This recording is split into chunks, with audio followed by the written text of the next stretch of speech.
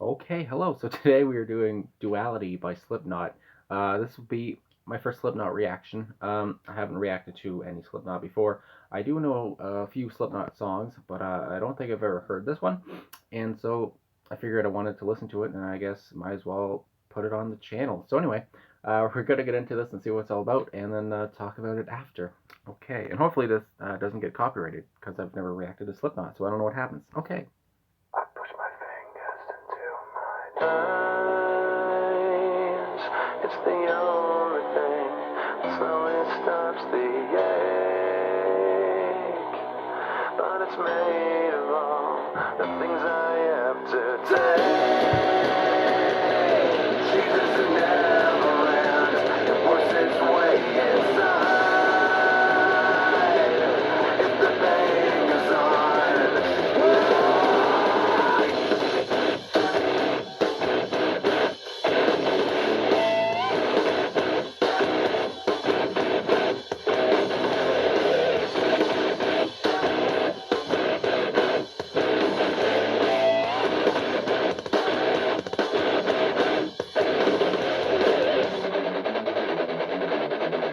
I have streamed until my veins collapsed. I've waited as my time's elapsed. Now all I do is live with so much fate. I've wished for this, I've bitched at that. I've left behind this little fact. You cannot kill what you did not create. I've gotta say what I've gotta say, and then I swear I'll go away. But I can't promise you'll enjoy the noise.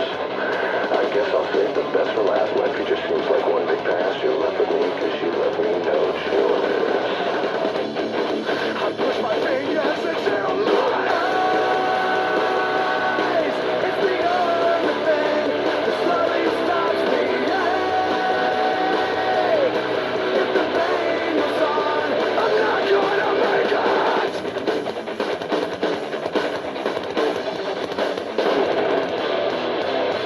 Put this back together, or separate the skin from bone. Leave me all the pieces, then you can leave me alone. Tell me the reality is better than the dream, but I found out the hard way.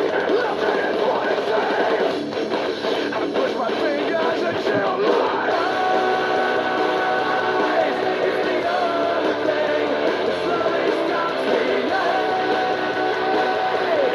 But it's made of all the things I have to take. Jesus who never ends, works its way inside.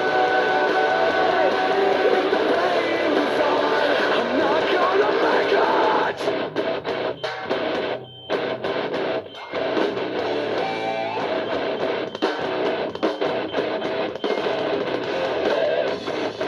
All I've got is insane. All I've got is insane. All I've got is insane. All I've got is insane. All I've got is insane. All I've got is insane. I push my fingers into my eyes. It's the only thing that slowly stops the ache. But it's made of all the things I have to take. Jesus who never ends, it works its way inside. If the pain goes on, I'm not gonna make it.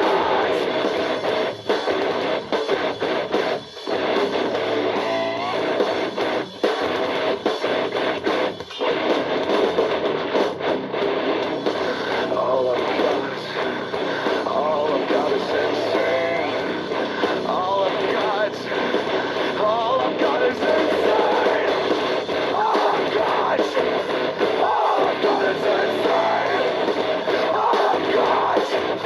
All I've got is insane. Okay, so Duality from Slipknot, as I said. Okay, so yeah, I'll say off the bat that the chorus, at least, I'll say, does sound kind of familiar, I guess. I mean, I don't recognize the song like really, much, I guess, but I don't know. I've heard that chorus, I guess, and I know this is a quite a big song for Slipknot, so I'm not surprised that I kind of heard something from the song before. But yeah, I've never gone into lyrics or listened to it like fully or anything. So yeah, this was kind of nice. So in the about on Genius.com, it says Duality was the first single from Slipknot's third album, Volume 3, the Subliminal. Subliminal, my goodness, Verses, and was released on May 25th, 2004.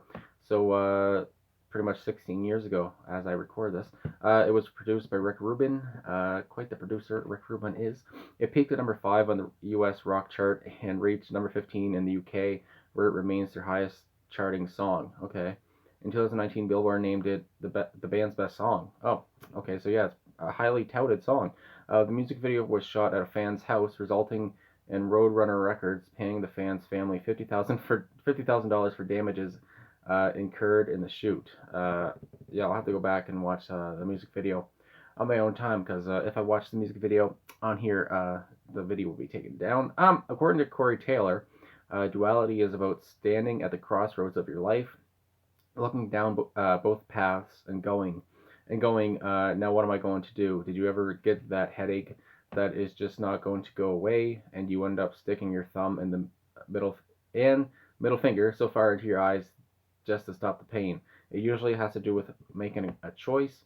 You get to the point in everyday life when you have to make a decision that you may not want to, but you're kind of pushed into that position. Like all songs on Volume 3, Duality contains no explicit lyrics. Okay, so that's pretty. Yeah, I didn't really even notice that he didn't swear. I guess. So and yeah, it's pretty cool that they didn't swear at all at the whole on the whole album. And was the first Slipknot single that was released without requiring a clean radio version. Okay, so this is quite the song. It is also important for the entire album to remember that this is the album where Corey Taylor went sober and Clown donned his healing mask.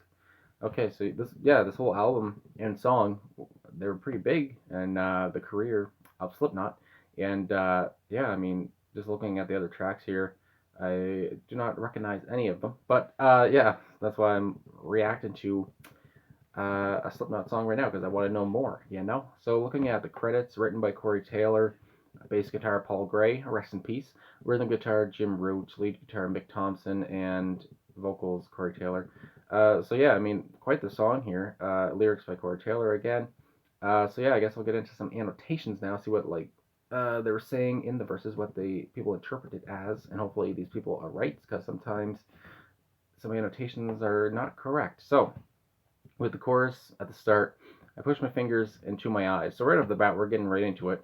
It's the only thing that slowly stops the ache. Those are some, you know, lyrics there. Those are some imaginative lyrics. Corey has mentioned before that the inspiration was bad migraines he'd get.